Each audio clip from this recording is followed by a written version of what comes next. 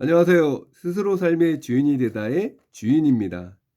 이번 시간은 기술이 아닌 진심으로 사람의 마음을 얻는 법에 대하여 이야기해 보도록 하겠습니다. 여러분, 사람의 마음을 얻는다는 것 참 어려운 일입니다. 그래서 마음을 얻는 자가 세상을 지배한다는 말도 있죠. 하지만 우리는 종종 이 어려운 일을 돈이나 화려한 인테리어 같은 쉬운 길로 해결하려 합니다. 공포나 협박, 일시적인 혜택은 오래가지 못합니다. 진정으로 누군가의 마음을 얻으려면 그와 함께 꿈을 꿀 수 있는 꿈과 희망을 내어주어야 합니다. 직장인들의 지친 영혼을 치유하겠다는 꿈을 가진 사장은 손님을 대하는 태도부터 다릅니다. 어떻게 하면 저 지친 얼굴에 웃음을 줄까 고민하다 보면 나만의 레시피를 공개하거나 특별한 이벤트를 기획하는 아이디어가 샘솟게 마련입니다. 누군가를 그렇게 퍼줘서 돈이 되겠냐고 묻습니다. 하지만 그것은 우물안 개구리의 생각입니다. 사람들은 무언가를 받으면 되돌려주고 싶은 본능이 있고 무엇보다 누군가에게 대접받으며 자신의 존재감을 느낄 때 그곳에 찐 단골이 됩니다. 마음을 얻은 매장에는 좋은 인재들도 스스로 모여듭니다. 사장의 꿈에 동참하고 싶어 하기 때문입니다. 최근 일부에서는 나만 잘 살겠다는 이기적인 마인드로 눈앞의 이익에만 급급한 모습들이 보입니다. 하지만 지혜로운 사람은 분노가 아닌 공정함으로 세상을 대합니다. 사장이 먼저 올바라야 하고 편견 없이 손님을 대해야 합니다. 특히 감정을 다스리는 것이 중요합니다. 역사 속 수많은 군주가 한순간의 분노로 패망했듯 장사도 욕망에 눈이 멀어 감정적으로 대처하면 쌓아온 신뢰가 무너집니다. 고급 머신과 넓은 평수로 치장해도 맛이 없고 진심이 느껴지지 않는 이유는 사장의 마음이 여유가 없고 돈에만 매몰되어 있기 때문입니다. 조금 더 여유를 가지고 멀리 바라보십시오. 그 여유 속에서 비로소 손님과 대화할 틈이 생깁니다. 사람의 마음을 얻어 화합을 이루는 법에 대해 공자께서는 말씀하셨습니다. 위정이덕, 비여 복지, 거기소, 이중 성공지. 덕으로서 정치를 하는 것은 비유하자면 북극성은 제자리에 가만히 있어도 모든 별이 그를 중심으로 도는 것과 같다는 뜻입니다. 사장님의 덕을 쌓고 진심으로 손님을 대하면 억지로 손님을 끌어모으려 애쓰지 않아도 사람들은 북극성을 찾아오는 별들처럼 자연스럽게 모여듭니다. 싸우지 않고 이기는 것이 최고의 승리라는 말처럼 경쟁자와 가격으로 싸우는 대신 손님의 마음에 진심이라는 뿌리를 내리십시오. 그것이 가장 강력하고 영구적인 승리입니다.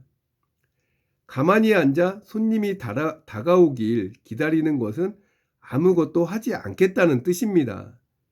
마음을 얻으려면 행동해야 합니다. 첫째, 밝은 인사와 환대. 가장 기본이지만 강력한 무기입니다. 큰 소리로 손님을 맞이하십시오. 둘째, 관심과 기억. 처음 오신 분을 알아봐주고 그분의 커피 취향을 기억해 두는 작은 노력이 마음의 문을 엽니다. 셋째, 철학의 공유. 왜 이 원두를 쓰는지, 내가 어떤 마음으로 커피를 내리는지 공손하게 전달하십시오.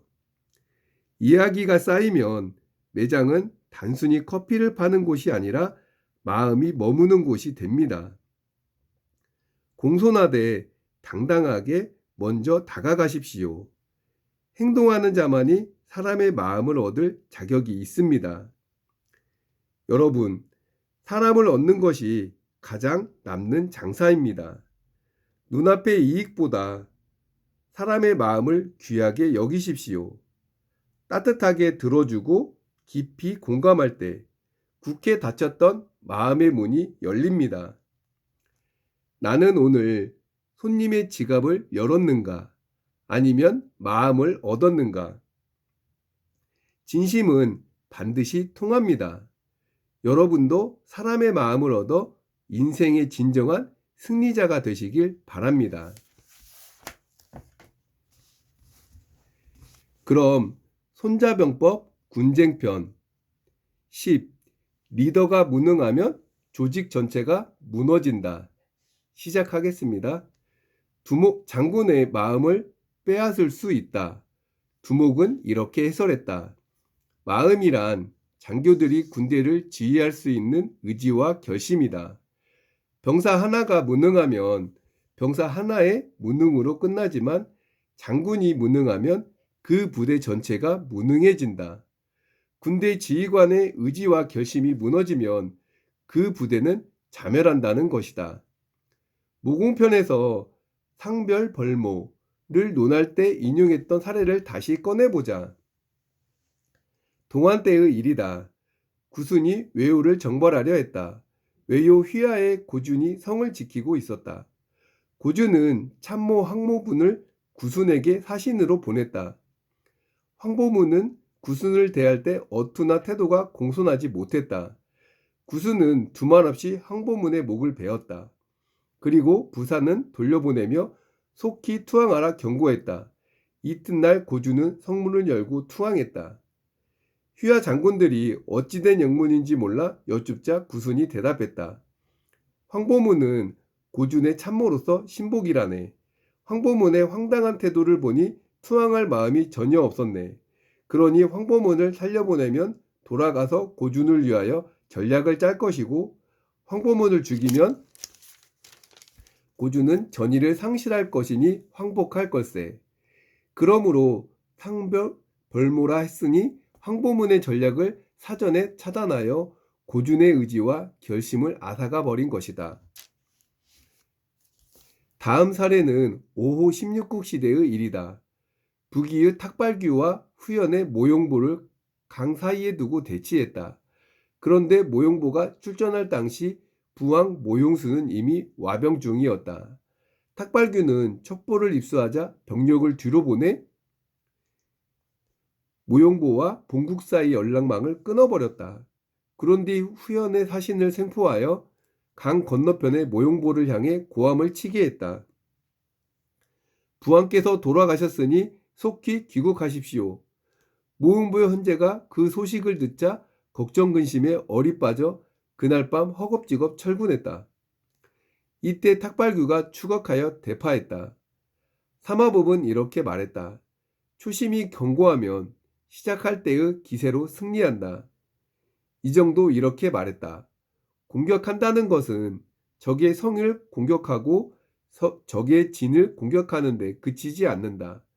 반드시 적장의 의지와 결심을 공격할 책략도 있어야 한다. 다른 사람의 마음을 꺾거나 앗아가려면 먼저 내 마음이 강하고 켜야 한다. 리더가 자신의 마음을 키울 수 있어야 비로소 조직의 기세를 키울 수 있다.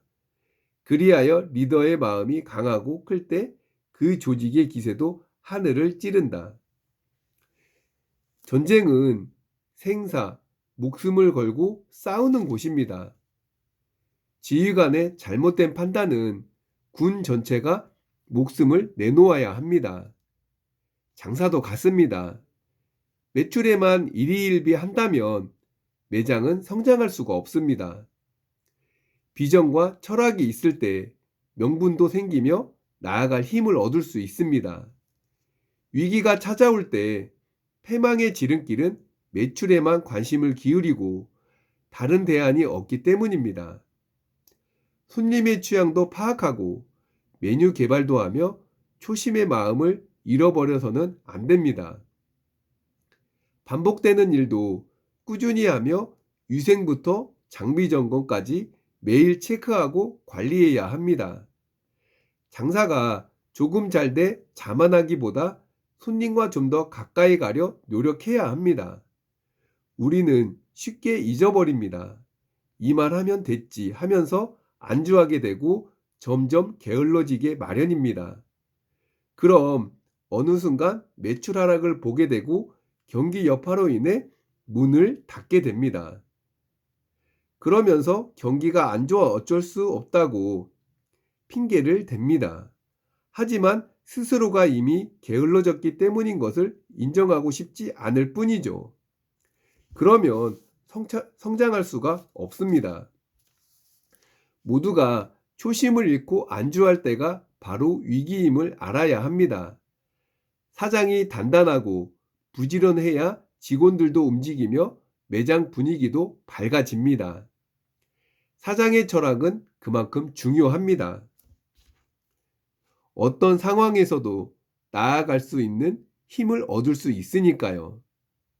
오늘은 초심으로 돌아가 오픈했을 때의 마음으로 하루를 시작해 보시기 바랍니다. 그럼 저는 다음 시간에 뵙겠습니다. 감사합니다.